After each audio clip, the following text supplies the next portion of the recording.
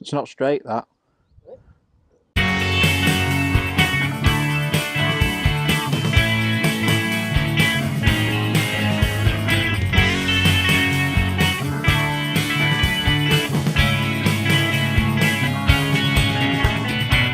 Hi everybody, welcome to Live at 5 update. Martin Beaty, Crompton&Royton head professional.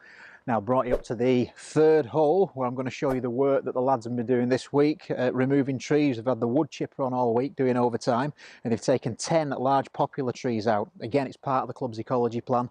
A lot of the trees were classed as quite dangerous and they were going to fall over anyway, so the lads have come in and chopped them all down and chopped all the logs up and taken them away. They've done a really tidy job in such a short space of time.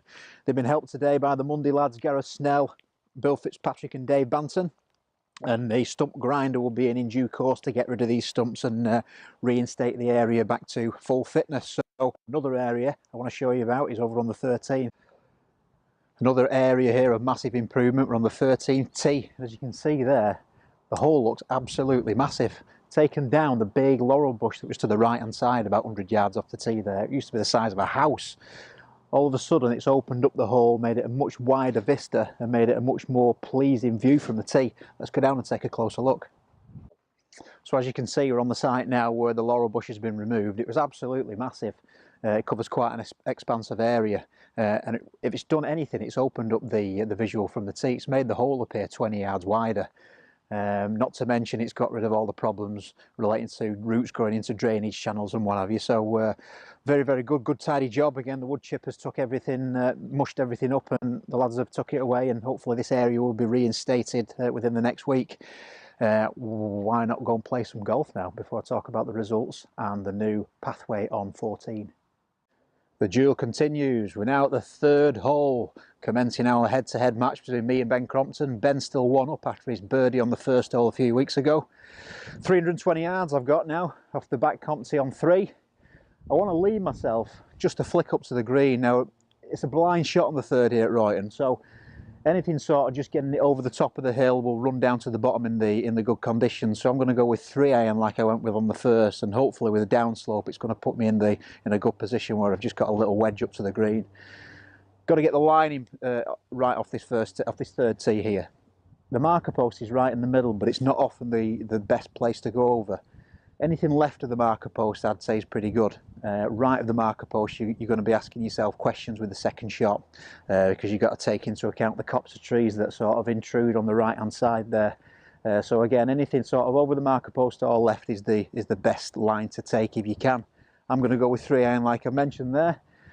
Hopefully leave myself a nice easy shot up to the green.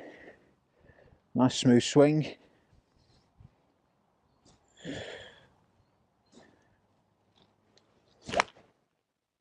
Oh, I bet that well. That's pretty good. Okay, all yours, Ben. So similar to Martin, going to go with the 3 iron, opt for the left side of the fairway to have a better shot into the green. Let's give it a whirl. Crompton going with the 3 iron, as I did.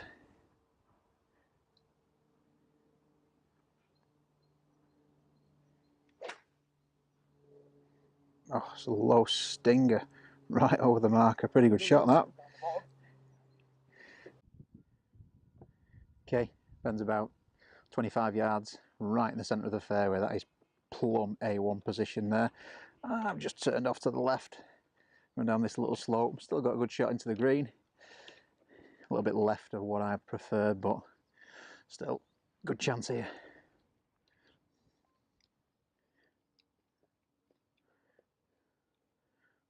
It's not straight, that. What we do here is go back.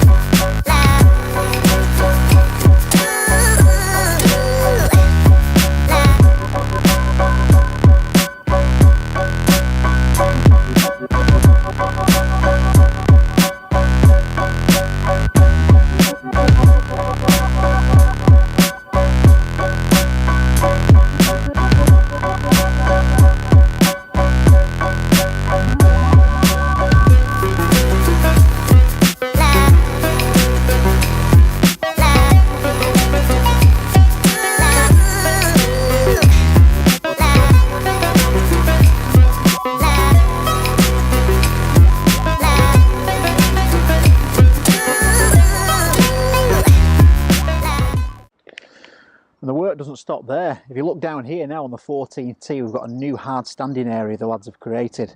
If you remember, this area used to be really worn when people used to come up the path. Everyone used to sort of congregate down like a little bottleneck channel here, and this area used to get worn away really quickly. So we've got a version of the industry leading hexapath. It's like a plastic compound that meshes together, and you sort of lay it on the turf and fill it with sand, and the grass can grow through it. So it gives you the good appearance, the aesthetic appearance of a green grassy path, but it also can be mown as well by the mowers, so it's a lot easier to maintain and doesn't wear away. This stuff lasts 25-30 years in some places. I've noticed that feature at a lot of the top golf courses that we played last year as well. So this is a more of a permanent maintenance free solution to paths. So we're going away from the AstroTurf, the slippy AstroTurf that we've got on quite a few surfaces now, and you'll see over the next few months and years that we're replacing that with this sort of compound here.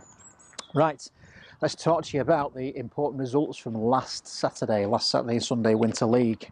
We've got third place on 76 points, Gary Lamont featuring again, Matt Kershaw, Dave Pearson and Tom Reed.